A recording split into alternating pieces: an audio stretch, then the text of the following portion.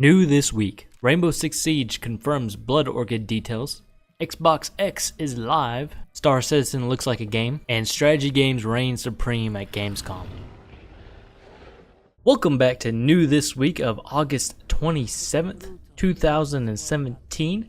I am Bearded Mitch, and let's get going. Ubisoft confirmed many of the leaks associated with Rainbow Six Siege this week for their upcoming season, Blood Orchid, and we learned for sure what the new operators can and cannot do. So starting with the operators, it seems like the Hong Kong operators are a perfect fit for the game and I'm really excited for, but Ella left me wanting more. The operator I'm most excited for is probably Legion. Legion's toxic mine is really what intrigues me most. You get seven of them. You can get seven of them. You get a total of 7 of them throughout the entire match. You start out with one, and every 30 seconds or so you get another one to throw down. So you can either throw them out early or you can wait to see where the enemy are coming from and stop them in their tracks.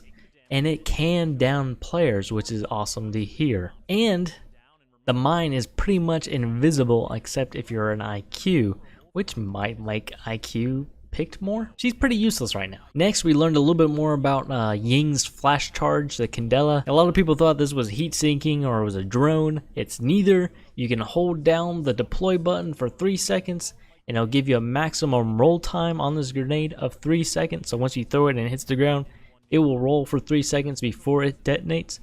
Or you can put it on any destroyable barricade or door or whatever window, and you can do the same thing. You can either put it on and it'll discharge immediately, or you can hold it up to 3 seconds and it'll put a delay of 3 seconds on it before it discharges. One thing that pretty much everyone did get right though is that her goggles do protect her from the flash charge, so she can go in while this is going off and not be affected. So that is pretty awesome to hear there. Also, much like Fuse's grenades, these flash charges bounce everywhere, so getting flash doesn't seem to be an issue, because the flash charges will find you just about.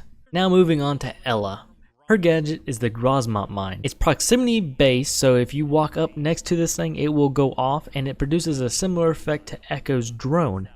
But it is significantly weaker than Echo's drone at this moment, and the duration of the effect is much shorter. So at this point, she only seems like a early warning operator. She lets you know where someone's coming from.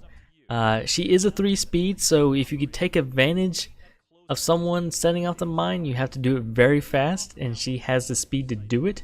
But that means you have to stay near the mines to do it as well. She is the only operator at this moment to get a sight on her pistol, but I don't think that's enough to help her. I just don't see her having a high pick rate unless her gun proves to be godlike. But yeah, I guess we'll find out once the update goes live. And speaking of the update going live, they delayed that as well, because Ubisoft loves to delay things nowadays. The update was supposed to go live August 29th on a Tuesday, but that has been pushed back to September 5th. Although with that said, you can check out the new update on the technical test server on August 29th. Ubisoft also announced some things about map rotation that I absolutely dislike. There's a lot of things with Ubisoft I've disliked lately, and that's going to be a whole nother video separate to this, but just know that's coming in the future. Next up, in a quick little bit of news, during the Microsoft Gamescom conference, a Project Scorpio version of Xbox One X would be available, and it is available for pre-order now if it's not already gone, which I think it probably is. Currently, the Xbox One X has a set release date of November 7th, 2017. So if you really want those 6 teraflops, make sure you get your pre-order in now. Continuing on with a quick little bit of Gamescom news, I was absolutely blown away by Star Citizen again, because they always have really cool everything, really, pretty much ever since they started crowdfunding. And if you haven't seen it already, please go check out their VOD from Gamescom. Link is going to be in the description below, but man, as much as I want to hate on this game that has been in development since 2012 and has had so much crowdfunding behind it, I can't do it because it looks amazing, and the kind of technology they're coming up with is amazing, and it's just amazing all the way around. It's actually starting to look like it's going to be a game sometime in the future. It looks like everything No Man's Sky was supposed to be, so that's really dangerous. And continuing on with the Gamescom trend, there were a lot of good looking strategy games announced. First off, I have to talk about the all-time strategy classic Age of Empires. It is coming back. Right now, Age of Empires is slotted to be Q2, Q3 of 2018, but we haven't had an Age of Empires since Age of Empires 3. Obviously, this one's 4, so 3 was the last one.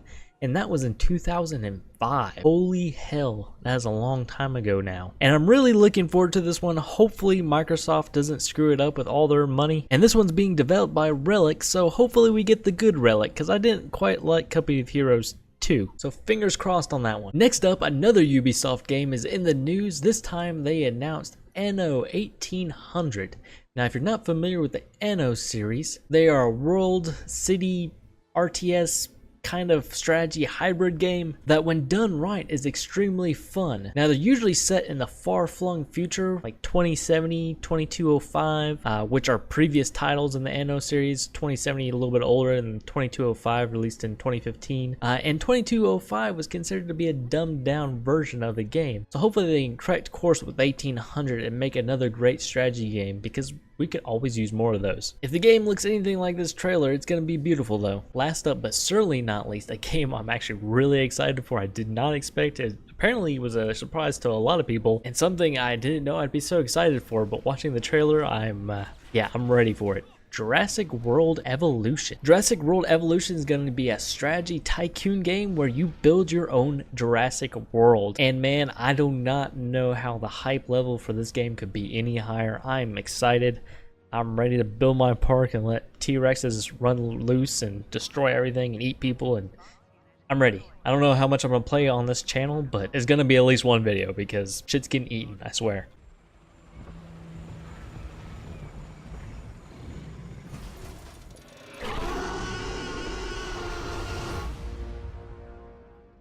And finally, in some news that isn't exactly brand new news, but more like a friendly reminder, from August 29th to August 31st, the Destiny 2 open PC beta is live, so get your code out there and go slay some Guardians, I guess. I hope you guys enjoyed this news this week. Please let me know what you think in the comments down below, and until next time, have a great one. Later, guys.